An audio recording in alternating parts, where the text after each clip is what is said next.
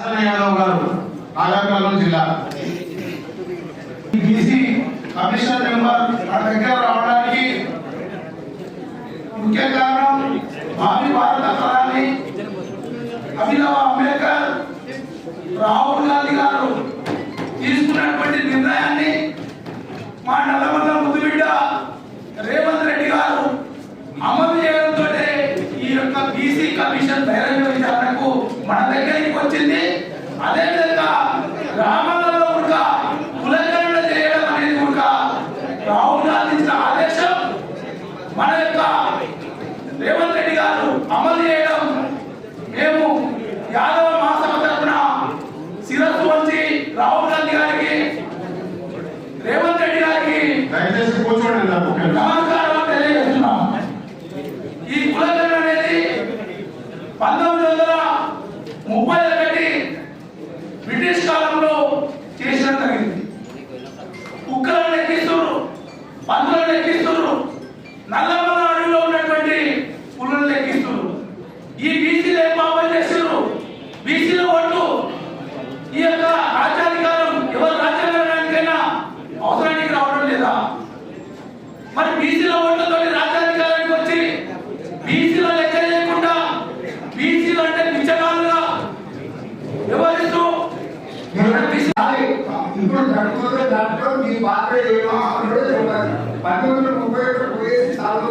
అదే చెప్తాం సార్. ఈ యొక్క గ్రామంలో జరిగే సమగ్ర కులగణనకు మేము బాధ్యత తీసుకొని గ్రామాలలో మేము ఇంట్రెస్ట్ గా ప్రతి పల్లె తిరుగుతున్నాం. మాకు కావాల్సిన మీకు ప్రతి రూపాయి మేము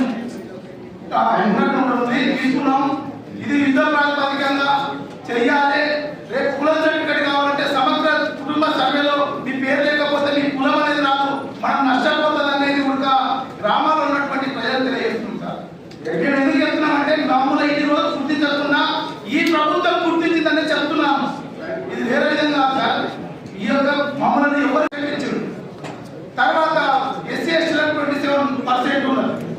ఇది 60% సీలింగ్ దాటుతుందని మా నాగర్కర్నూలు జిల్లా కన్యాకుమారికి చెందినటువంటి గోపాల్ రెడ్డి పోయినసారి లోకల్ బాడీ ఎలక్షన్ కంటే ముందు హైకోర్టుకు పోయి ఈ 60% సీలింగ్ దాటుతుందని లోకల్ బాడీ ఎలక్షన్ లో 60% సీలింగ్ కంటే లోపలికి పోవాలనే ఉద్దేశంతో 33% ఉన్నటువంటి బీసీలను 23%కి మొన్న జరిగినటువంటి ఎన్నికల్లో 10% నష్టపోవడం జరిగింది.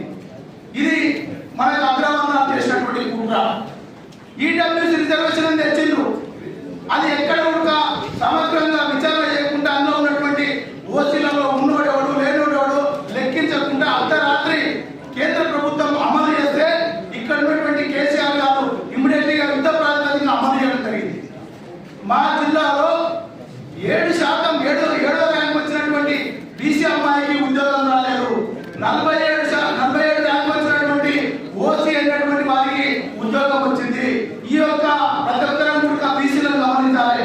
47% వచ్చిన ఓసీకి ఉద్యోగం వచ్చింది, 7% వచ్చినటువంటి బీసీ ర్యాంక్ వచ్చినటువంటి బీసీకి ఉద్యోగం రాలేదు.